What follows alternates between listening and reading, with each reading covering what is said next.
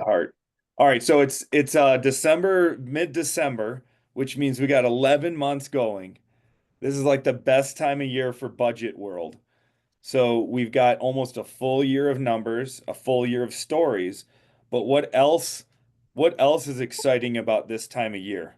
What can we use that full year Knowing where to cut back and where to add to for for next like year. for next year? Yes. So that's exactly it. Now it's funny because we call this the budget model mastermind, but a lot of what we do is actually tracking what you've already spent, right? And if you're looking at a budget, that's forward. You're like preventing or planning what you're going to spend in the future. But with a true budget, you need both sides of the coin.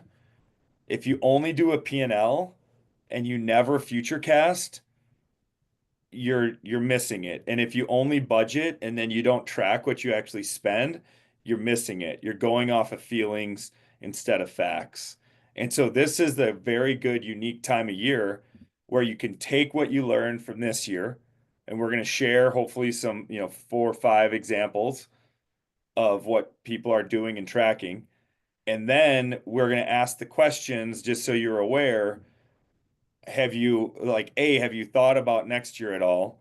But like what are you planning on cutting? What are you planning on pouring into? What are you planning on what do these numbers tell you so you can help budget for next year? Does that make sense? So you can do this quarterly too. Like you can take the first 3 months of the year and say, okay, what can this do for my next quarter and my next quarter? But like this is like the Super Bowl of budgeting.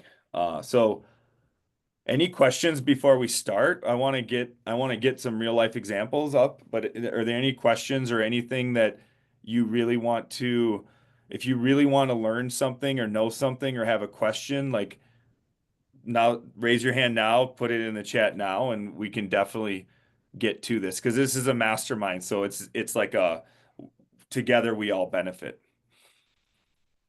I have a Okay. question. Oh, go ahead. Oh, okay. I was just going to ask, so pretty much we are sharing our P&L so that you guys can so we all can kind of brainstorm on what it is I should be working on. Yep. Okay. Okay. I just want to make sure I understood that. Okay. Now, if you don't feel comfortable sharing it, it's not a requirement to be in here. Like we don't, it's not like a hazing mastermind. You can just see what others are doing and learn from it too. But if you feel comfortable and you say like, here's what I'm doing, not a little vulnerable, it's a lot vulnerable. Um, you can have people ask questions or maybe see things you don't see. And Okay. we're not judgy. We're not like accusatory because there's no other there's no other platform or no other community where we talk about this. On Tuesdays at once a month, we talk about how many volume people sell and how many homes people sell. But we don't say like, oh, how much did you net? Like how are you doing your business? Like what are you feeding your family from real estate which is really the most important question. I think like a good story was, and this may, you guys may know this already, but like in the past, like those agents on stage at family reunion and mega camp, they were throwing up big numbers, right? They were producing a ton. And then it was discovered that some of them were like not profitable at all. And here we are like admiring people who behind closed doors like weren't making the right decisions or and so now part of being on stage at those big events is submitting your P&Ls to be able to understand like are you keeping money, right? You can earn and close deals, and yet are you running a business or just selling homes? So I love that you guys are in here and at all different levels. Yeah, tell your friends about it, and if you don't feel comfortable, like just don't share. We're all good. We're all at different levels. Yeah. Some have been doing this for 5 years. So when you start when you see them talk about it, just realize they've been doing it for 5 years. Yeah. Um, And I was just going to say, just real quick, Yep. I didn't ask for permission to share. So since it's for my Rainmaker, that's the reason why I'm not going to today. It doesn't mean that I don't want to, just because I didn't ask permission. So just, I don't know if other people had done the same thing or not, but I just wanted to share from my perspective. That's why, unfortunately, I'm not going to share today, just because I didn't ask permission to do that. That's okay. Because Thank they're you for not my numbers, you know what I mean? I help run Yeah. the numbers, but going forward, I will ask. Cool. Cool. No, that's good. Scott, do you want to dig into someone, or could I start maybe with like a coaching or reflective question to see what people think and just mastermind? Like, how do you want to go about today? Uh, I'd like to do both, so it's just a matter of which first. Why don't you do your stuff first, and it gets our mind working, and then we'll go Okay. into people's business. Yeah, and so maybe some of you could just kind of share generalities, but I'm curious, like I love what Scott said, like we've got almost a full year of stories and a full year of numbers. And I'm curious, like when you looked back at this, were there any lead sources that you guys tried this year that underperformed to your expectations, or maybe didn't deliver the results you were hoping based on ROI and compared to other lead sources?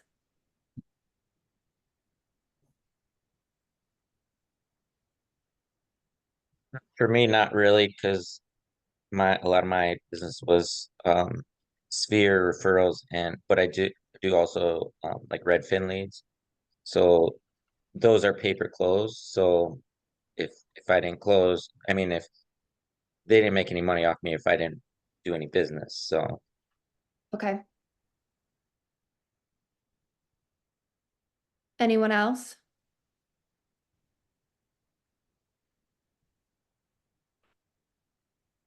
Oh, Robbie, I think you're talking, but we can't hear you.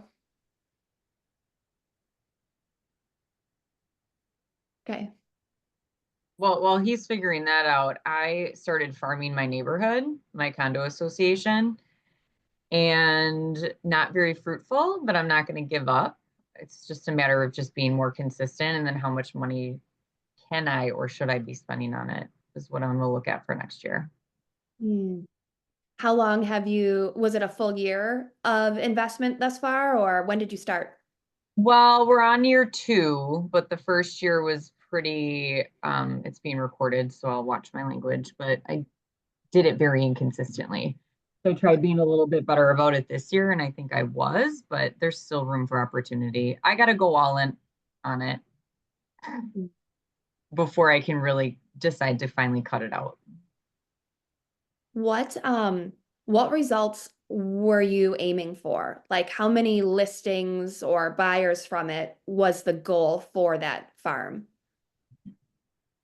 I think I'm looking for engagement. So I hosted events and I hosted a lot of things that required engagement. And it's like the same 4 people that show up to everything. And it's going to grow because the last event that I had, I did a pie day at our condo clubhouse. And I had 7 people come, which is better than the typical 4. And they want to do a holiday round robin next year. And I was like, okay, well, if you guys can talk to your neighbors and get more people involved. So I think it's just kind of that snowball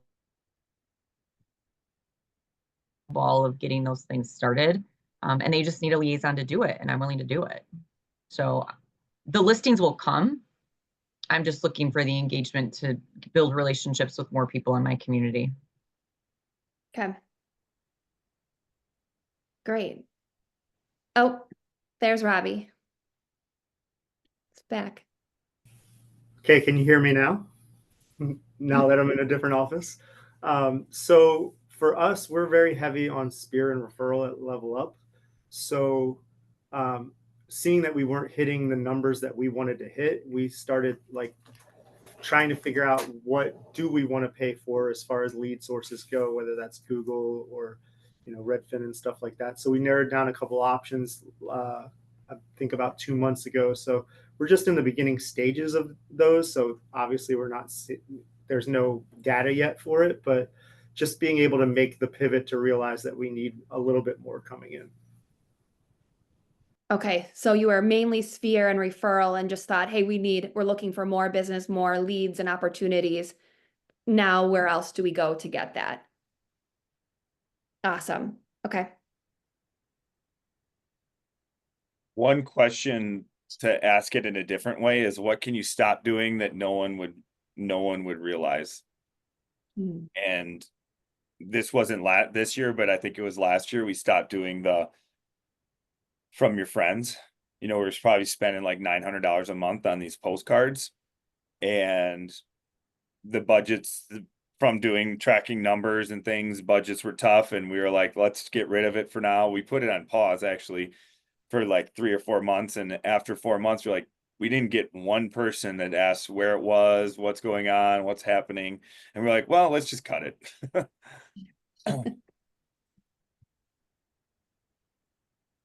It's a great question to ask, and I love that you guys made the decision to pause. Sometimes it's easier to say, okay, I'll pause something than cut it, right? And so I love that mindset.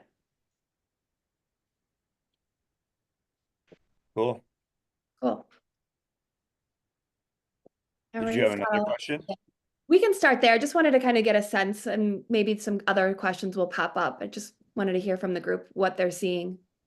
Okay. So, who wants to share their numbers first? I know Robbie's now not on his home screen, so but is someone good with us pulling up yours, Alex? All right. Sure. Alex should be a fun one. Can't wait. Um,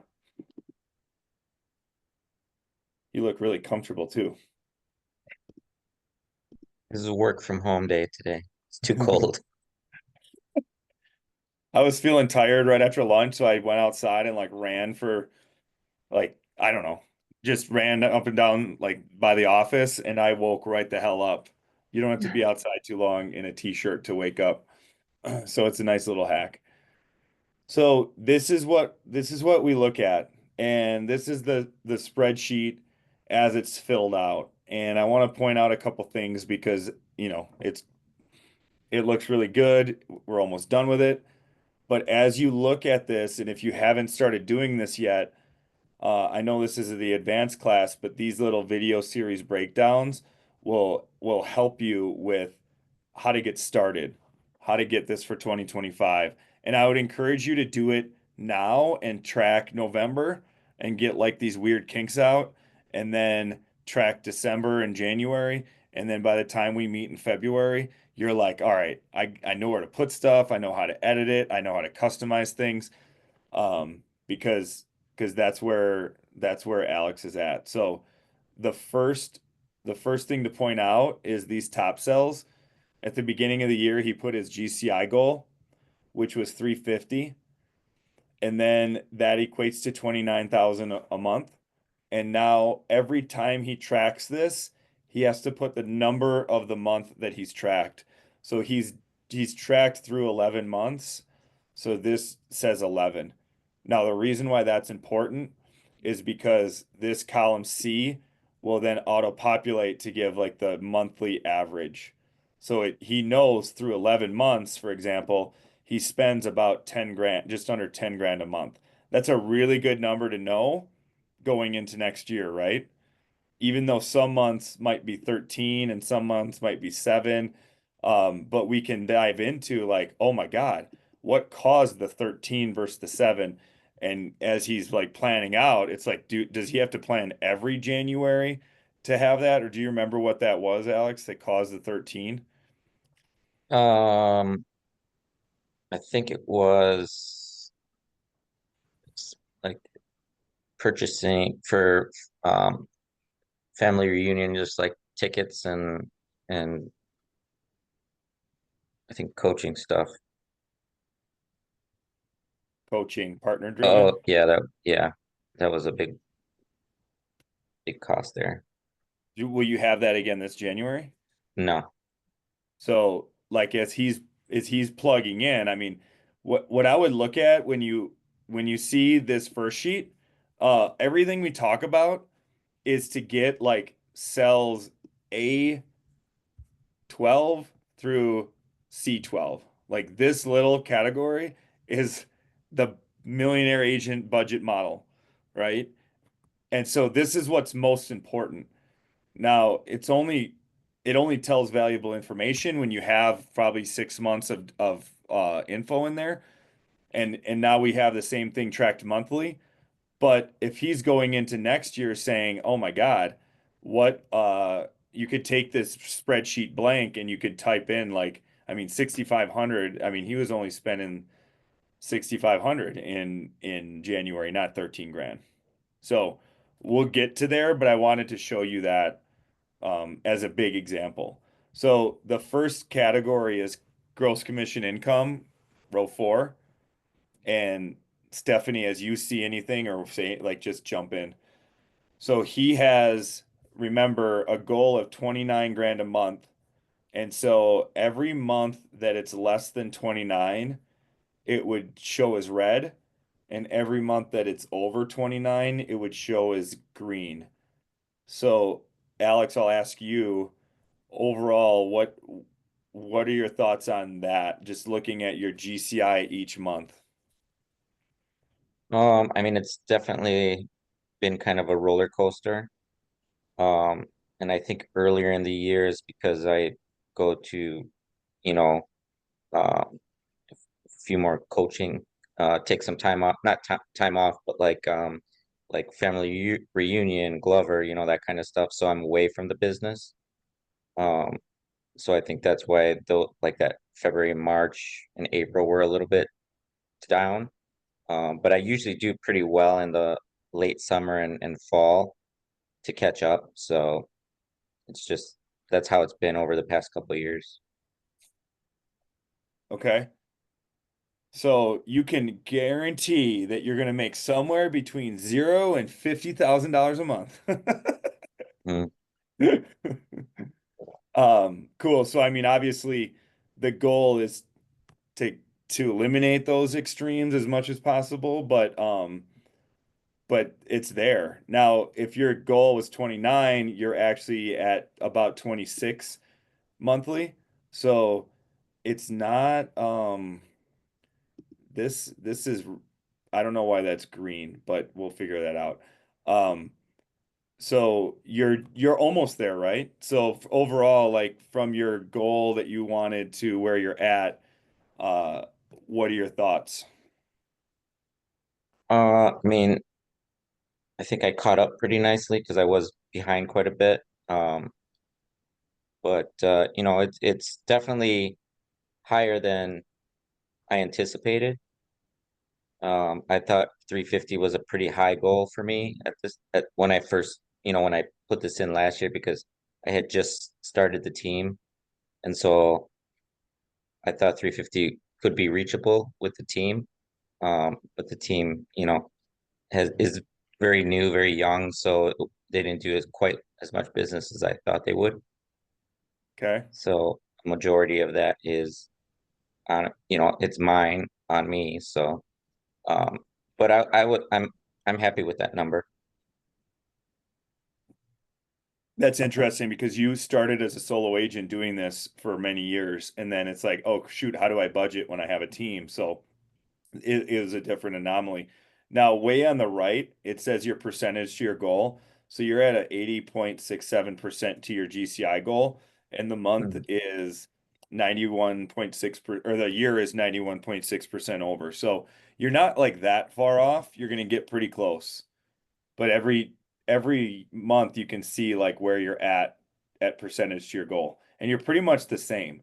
Sometimes we see, oh, like you're at 80% to your income goal, but you're at 130% of your expense goal. And then you're like, oh shoot, that's kind of an issue, right? Alex, what do you have for are there any December closings? Obviously, I know you don't put December numbers in yet until later, but Yeah, so December, I only have one closing in December, so it'll be a lower month.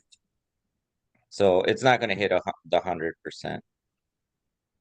I think you're at a really important time right now to given that you had kind of February, March, April as lower, you were kind of taken away from the business a little bit with investing into education. I'm curious, knowing that we're about to start January, February, March, April again, is there anything that you could change or leverage to the team while you're gone so that these, or like just kind of focus on, I guess, now, so that these numbers aren't so much lower to your average goal? Yeah, I mean, there's there's going to be a lot more leveraging soon in January, starting January. So definitely, it's going to be a whole different dynamic for me coming next year. What do you mean, Alex? um, but so I'm kind of like I don't know what to expect for next year right now, which is really weird. But it's a there's a transition going on. Um, and Yeah, so there definitely will be much more leverage, which will allow me to focus more on working with clients. Cool. And as we look through this too, like just I mean, Alex is in talks of merging his team into mine, and so that's what we're referring to. But like, I'm just curious if we analyze these numbers, if these numbers helped him make that, if these numbers helped him make that decision, or like what went into that. Because by studying this for a couple years before, he's like, hey, I'm going to grow this, I'm going to build this. I've been doing it systematically.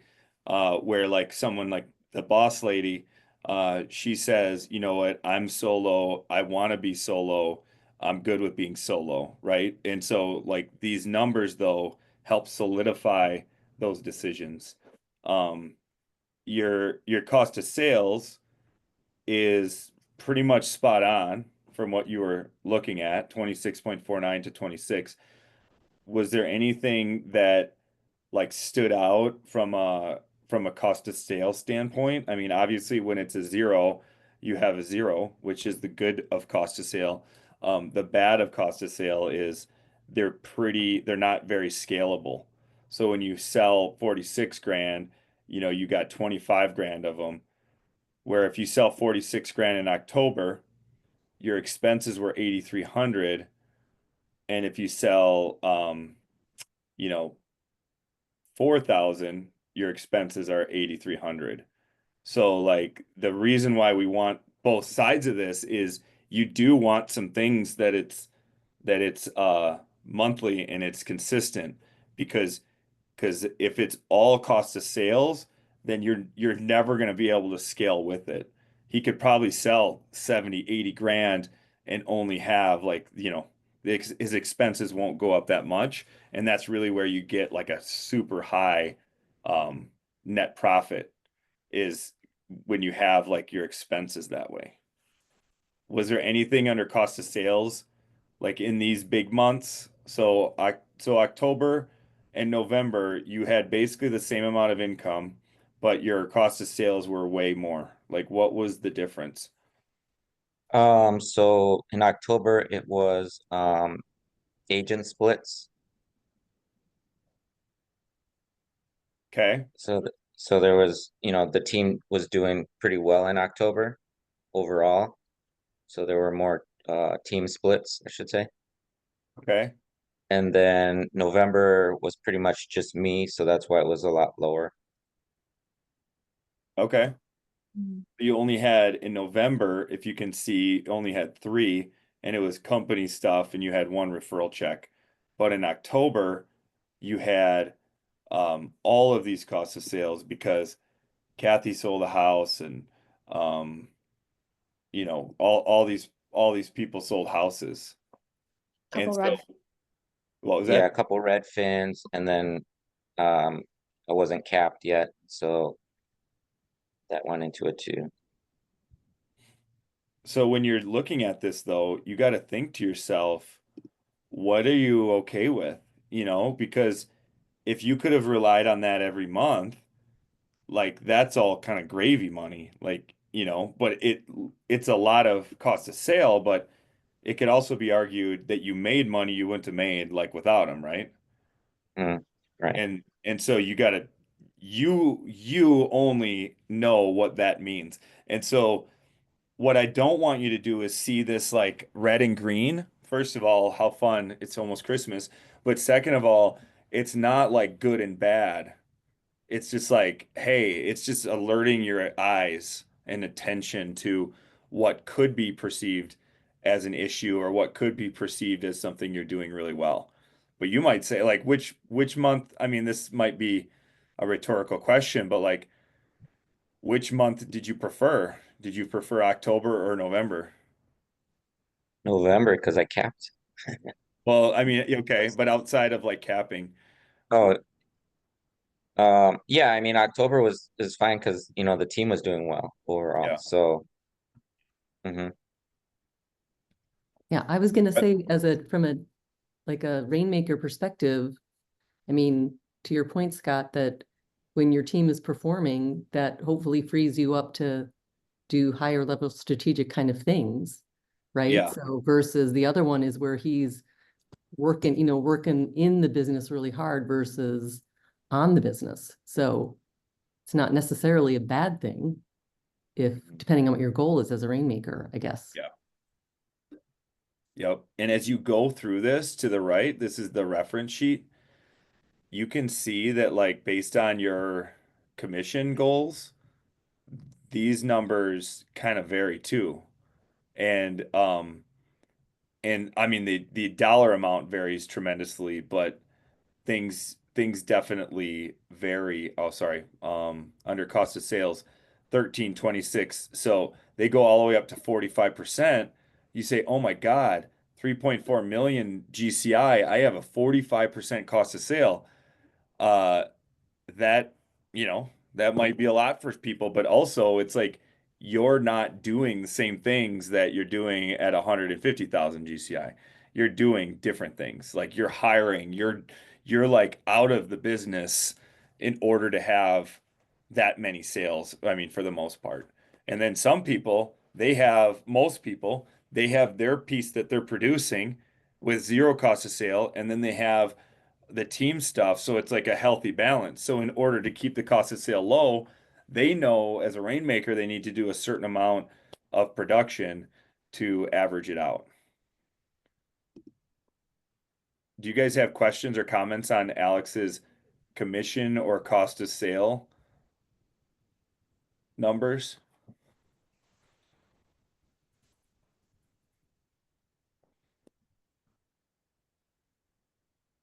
Where did you get this 26 number? Did you get that from your prior years of doing it? Um, I don't know, wasn't that one of the numbers in the Yeah, that's the cost of sale for 340. Look at that. So you're like Yep, that's where exactly I got it. on. I mean, you're like it's like a wizard. Mhm. Which is hard because I mean you had a year at this time last year, you're like, I don't know what to expect. But you just took what the model said and ran with it. So I'll show you these tabs because if you haven't been in here, like this is where you track it. And so that like for example, we've talked a lot about November and October. So for October, like he had a buyer sale on Boulevard. He had a buyer sale on Riverview. He had a buyer sale on 102nd, a listing sale. And so you enter all this stuff in, and it's really just a drop-down menu. So if you have a buyer sale, you just type buyer, and then bam, and then like it's residential income, and then you type the amount. So all this populates into you just type it in here, and then it goes in there. But so he has the buyer sale, and then he has the cost of sale that he enters, and all this is explained in those videos. But now this is the least fun category. You have your expenses. So I just want to show you this because it's pretty impressive, or it's like it's like shows you what it looks like to run a team. But this is Alex's expenses um, from this year. It goes this long, and it's only July. Now it's August. So he's tracking all of this, but then what happens is it totals up and adds to here. So like, would you rather have to deal with all this, or when a month's over, he's got this spreadsheet here, and this is like what I call the Costco receipt. It works for Target too, or your other favorite store. But when you go to Costco and you get some stuff and you're like, oh, nothing seems like too much, and then it's $422. And you're like, Mhm. what the hell? And you look at the receipt and you're like, oh, it was $422. Like, how did that happen? Um, that's when you like start totaling these things up. And one example I created, which was a great example, was this coaching. That's a clear thing. But when you go through this and there's a lot of changes, like maybe the difference is 300 to 200 here, but it's like, a little bit 600 here and it's 500 here. Like those little bits and pieces, they add up pretty quickly, but he can go in here and like every single category that he has, he knows that he spent $3,000 on mailings and on postage, 5,000 on events, 1,600 on closing gifts, and he sold X amount of houses. Now you can see like how it can all be um like planned and a business plan accordingly. Anything with your expenses that's worth noting? You've had a 36 and you got it 38. So again, pretty worthwhile. But what questions come up at all about like Alex's chart of accounts? Or comments? You can give him praise or kudos, or you can say you can shame him publicly. No, please don't do that.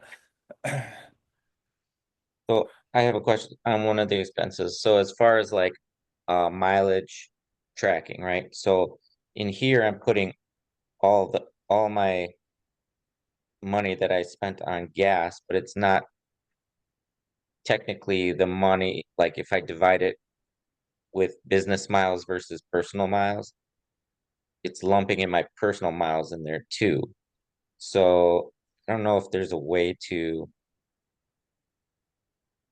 other than doing it on the side, but it wouldn't be in the spreadsheet to track my business versus my personal miles. Stephanie, what would you say? You had a I mean, I'm I'm probably a tough person to ask. My accountant just has me track actual expenses versus mileage. I think it's just based on the way I do my books. I think if is it fairly consistent month over month on the percentage that you use for business versus personal? Well, so I used to track it that way, where I kept track of what the percentage was. But Mhm. this year I just decided I'm just going to put it in there, and then at the end of the year I get this is how much you used for personal, this is and then divide it at the end of the year. So I don't know month over month right now what's personal and what's business. And only because this spreadsheet's new to me, just since kind of joining forces with Scott, are how are you tracking mileage in this? Are you just converting it based on the cents per mile, or how are you keeping track of that? no, he's just So doing in the here I math, just right? Yeah, in here I just put this straight money that I spend on gas. But then I do have an app that keeps track Got of it. business versus, so then at the end of the year I can say, okay, I spent 3,600, and then divide it, accordingly. And that's what I would present to my accountant, because I think they prefer, you can't do both ways, right? What I would say is whatever that percentage is this year, or if you know what that percentage is, as you're doing this monthly, like almost just instead of doing 253, um, like do it times 70% or something. And just as long as it's like close and it's Hmm. consistent, because yes, you're saying it takes you $3,600 of gas to run your business, but it might only take you like 2,500. So Right, you do want exactly. to, you don't have to be like a spaz about it and get it to the penny, but I would take it to like a quick percentage, um, and then like estimate. This is probably the trickiest one because Mhm. everything else is very pretty straightforward in terms of this is what it costs me. Mileage and gas and all that is like the tricky one. And if you know that number, I would just take that number and across the board each month, just multiply it by that percentage. Mhm. But do it every month. Don't do it just to the total, because then every month it would like slightly affect, every one of these numbers and every red and green. That makes sense? Yeah. All right. Who wants to go next?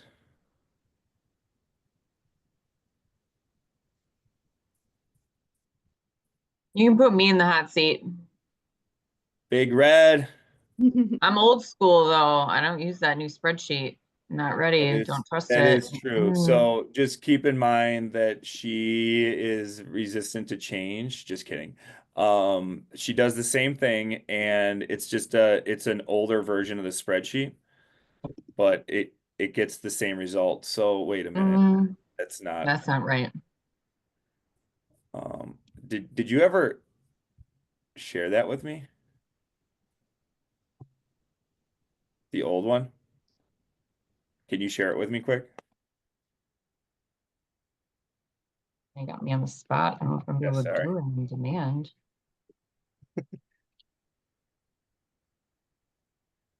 What question for Alex? Oh, it's hard to ask Alex this, but as Nicole's sharing this with me, um, do you guys have who started the 2025 budget process? Anybody? Dawn is very close to having it done. So Okay. Okay. Did you guys, and we can hopefully go into yours and things, but like, has she shared any of it with you, or you're just in the dark right now?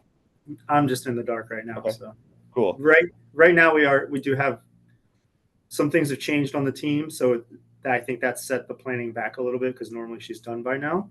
Yeah. So she's just trying to make sure she's getting those numbers where they need to be and realistic.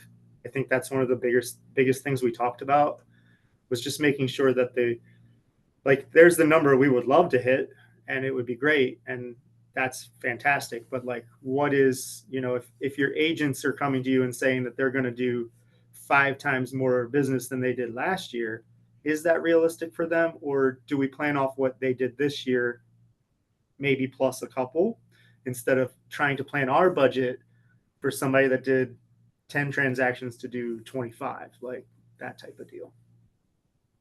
And what do you guys think of that question? That's a really good question. Um, if you're running a team, do you plan on what they actually say they're gonna do, even though they haven't done it before and they've proved they haven't done it? Or do you take what they say and just kind of take it with a grain of salt almost, and you're planning your numbers uh from what you see? Like, what do you think the best practice on that would be?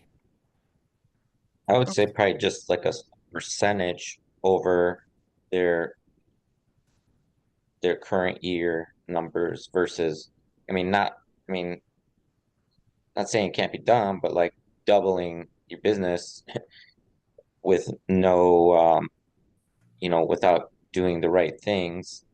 I don't know if that's feasible. What does everyone else think? I mean, it's just what would you do in this scenario? So, Alex Jean Greco, Minorate Realty Group.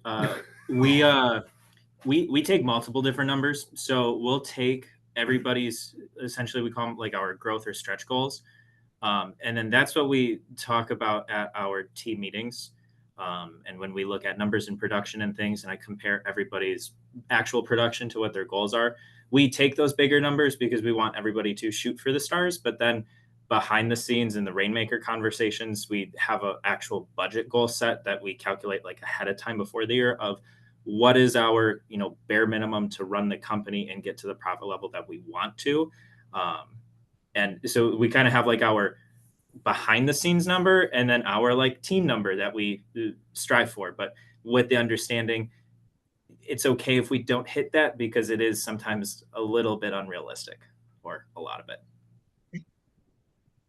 So one, I love that you're kind of like encouraging them, right, to Yeah. go for it, and certainly not trying to deflate someone while being realistic, so that we're not spending based on what if, and which could put the team in a really bad position, which could then put the agents in a tough position too, right? Exactly. Yeah, we always have the mindset of if someone is traditionally like a 10 unit agent and they're shooting for 20, we'll say, okay, let's do 20. How can we get you there?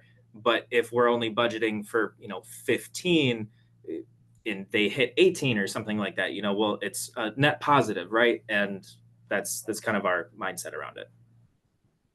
This is a great time of year and one of the things that I encourage some of my clients to do is business plan early. I know everyone's always like, why am I planning in September and October? And one of the benefits to that is to start getting the agents to defend their goal, right? Like to go from 10 to 25, that's a lot, right? It's not necessarily a lot in closing. What it's a lot in is appointments and leads, right? That's a big difference. And are they in the mindset and the behaviors of that 25 unit producer? Or are they still in the mindset and behaviors of the 10 unit producer? And I'd be curious, one of the things I love to do about business planning in October is like, okay, show me you're committed to this goal. And so what that means is you've got October, November, December to get the appointments that would result in 25 deals, right? And then you get to have conversations with them every 30 days, 60 days before it actually even takes place to say, do your wants equal what you're willing to do for them, right? And if they're out of line, okay, what adjustments will you make? We can adjust the goal or we can adjust your activities. Which one do you want? But so it's like a little bit easier for them to kind of test it without you wasting time, because to go from a 12-month year to a 10-month year could really suck for them, if they're aiming for 25 and suddenly they're short. I don't know, what do you guys think of that approach? I love it. I love the willing versus the want, because you say, okay, what's changing in your life? How are you changing? What are you doing differently? Um, when I was regional director, or when I was operating principal, to put this at like a bigger scale, let's say there's 30 offices in a region, and we say we need your gross. How many agents are you going to add? How many are you going to net? Right? And so all 30 of them give a number. Let's just say all 30 of them are 2 agents off. Well, that's like 60 agents off. And that is a big deal, because like KWI is not going to be happy with me if I'm 60 agents off. So what we were told to do is take their numbers and then actually like go through what we think it's going to do. And that's the number you report. So what we look at what they're going to do is based on what they've done. So if if I see this, if I see that Alex, click that little button. Okay. If Alex bases everything off 350, right? Because that's what his team members said, and now really he's because his team members all did half of what they said they were going to do. He's basing all his expense decisions off of 350. So let's just say they're like, yeah, we're gonna double it. Ah, this is awesome. And 7 million. That would be cool. So let's say his GCI goal is 700,000, right? And he's spending like every month, he's spending like um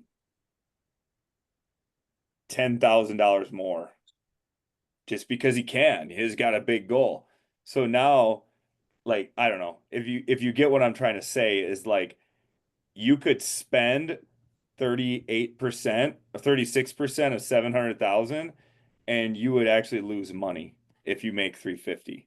So like this number here has to be very realistic. This can't be your Diana Kokoska double it and then double that and now double that. Like you've got to make sure that number's realistic, because you're basing your actual decisions off of that number, and like your spending decisions. Now, if you exceed that, you can have like a side goal, whatever. and everything's going to be better, but like I've gotten in trouble by making this goal too big. And Yeah. it's almost like it's like giving yourself permission to spend more money. And the agent who can defend their goal and tell you what they're going to do and fight for that, they're so much more connected to the one who's just like, I'm going to double my business. You know what I mean? I'm like, I'm going to double it again. And 30 sounds cool. And I'm like, well, why? You Yeah. know, like what will that do for you? And so forth. So this one is a little more aggressive with the red and the green. They're just a little more bold, but so this is just an earlier version. It does the same thing. So Nicole's on her own, a solo boss lady or lady boss or what boss, I don't know what she said, but her goal was 165 for GCI, which is 13.7 a month, and she is at 172 through November. Holy shit. Wow. Nice. So, this is a tough year to hit your goal in real estate. There was a lot that went on. Now, what stories come to play when you see her um GCI each month? Like, I know there's red and green, but I don't see, I think I correct me if I'm wrong, I thought before you kind of had more high and low. This year you Well, one brag moment is that in 8 years of real estate, for the first 7, I never had a closing in December or January. So the bookends stayed pretty empty, big goose eggs. And you can see I had 2 closings in January. I'll have 1 closing in December, and I haven't went any month with no closings. So I was kind of like Alex, where my March was 0, but then April was like $45,000. Well, it'd be nice if I still had a closing in March and had a little bit of consistency around that. So I think I did it finally. Yeah, and I imagine, is this your best month ever, May? Pretty close, yeah. Okay. So you already exceeded your goal through 11 months and you have another closing. Now, you put in here 13%. So this is a great example of something that came up last class is, the 13% is what the budget model says for this number. But as you're doing it this year or doing it for next year, realistically, the lowest this number is going to be is 27 grand just because of the cap plus the royalty. So just alone, 27 divided by 165 is 16%. And so as you're doing this next year, I would encourage you to you know enough now to know what you can properly hit. You're at 20%, and this is all red basically. It's like red, red, red, you fail, you fail, you fail. And I bet you think that. But in reality, knowing what your business is and just the reality of it, like, okay, so you've spent you had a referral or two, you had a little oops clause in this client concession, and then you spent money to the company through cap royalties, BACs, and certain things.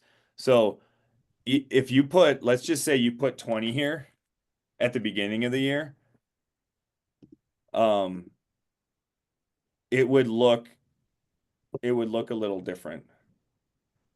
So is Uh, that a number that I should just stick with for 2025? yeah, you know enough now that you can make this your own. You don't have to rely on the KWRI averages. And you could even say, like, I mean, I don't know. If you said 25, it's your number now. Like you know what you're doing, but I wouldn't put this any less than 20 just because of like the cost of sale for, to do our business, and I just think that's changing, and things continually change. That's why this reference, I mean, even though this is Emory A2, it's still a couple years old. And so a lot always changes with this. But with that being said, in September, you had 45%. Was that the month you had your agent referral? Do you remember? It was like 3 months ago, my friend. Hold on, let me see. Yeah, it could have been. And I was captain, then I think September is when they started taking company and royalty again. So here's September and here's your cost of sales. So yeah, you had your, that's when you had your referral commission. So you started capping and you had a referral. So would you would you change that? I mean, you'd say like, hey, do you want that referral still, even though it resulted in a cost of sale and it resulted in high? Like you still made money, right? Yeah, I wouldn't have hit 10,000, which is Yep. closer to 13 if I didn't have it. Yep. So just take a look at this. The monthly stuff isn't as much of a big factor as the yearly stuff. So, I mean, hitting it there. And then from an expense standpoint, Nicole is one of the people that I mentioned in terms of like, hey, spend more. Let's spend more. Let's spend more. And your average is 3,400. Um, has that's gone up though since the years past, right? Or is that pretty spot on? Pretty hot. I Okay. think it I think it has gone up. I think it was high two. Now it's low three. Okay. And so the majority of your money is spent of that, 3,000, um, 2,600 is spent on coaching and lead gen. Yeah, I spent a And lot on trainings this year. yep. And so the other stuff, because you don't have like salaries or things, and everything else is pretty non-existent, but you know, you still have only spent 22% of your GCI on your business. So that's really, I mean, that's very well done, and you got a almost 60% net income percent. So it's, the model says 30 30 40. Yours is like 20 20 20 60. I like And that. yeah, and that could also go to show you that like, you know, if your profit model or percentage is too high, you might you might be like losing. And I'm not saying you, Nicole, I'm saying in general, maybe it's spending too much time in the business, or maybe it's going crazy, and maybe you want to buy back some of your time, which is then you would make decisions around like leverage and other things.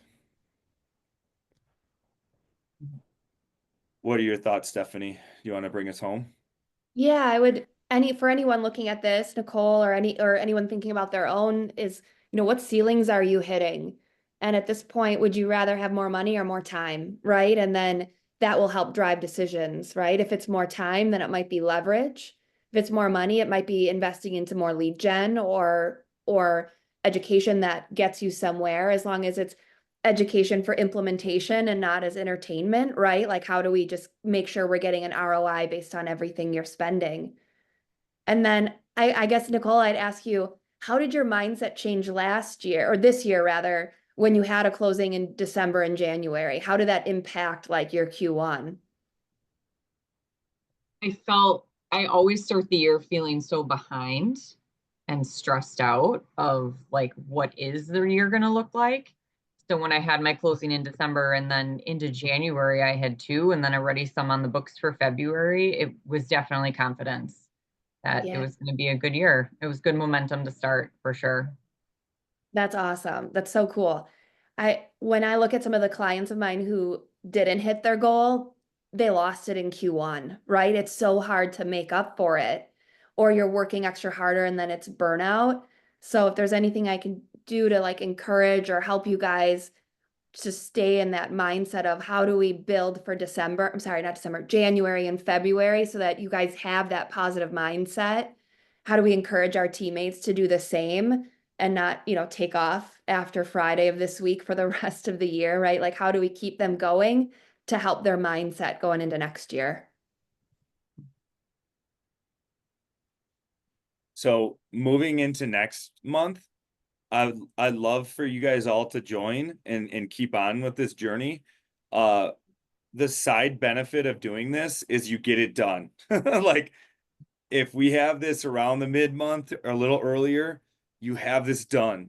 You know, I'm frantically working today in between Zooms on filling it all out and getting it all done because I knew we had this Zoom. Now I didn't share it today, but like I could have. And just the thought of that, it's like that accountability. The other piece that I'd really like to dive into come January is budget. What are you planning for next year? What have you learned? What thoughts are coming? And if you haven't planned this in the past, don't worry about it. But just having those, just a couple ideas that we can brainstorm and mastermind on would be great. And then if you haven't started this yet, if you do it now with November, that's great. We can talk through if in January you do December, you get the kinks out, you've got like the weirdness out, you know where to put stuff, and then you can really hit the ground running for the February mastermind. Then we talk about January. Cool. Thank you guys for sharing. I'm excited, and thanks for letting me join your already existing group. This will be awesome. I'm excited to dig in with you guys for 2025. It's cool stuff that you've built. Yep. Thank you. Hour goes fast. Same. Tell your Have a Thank good friends. you. weekend. See you guys. Bye. Bye.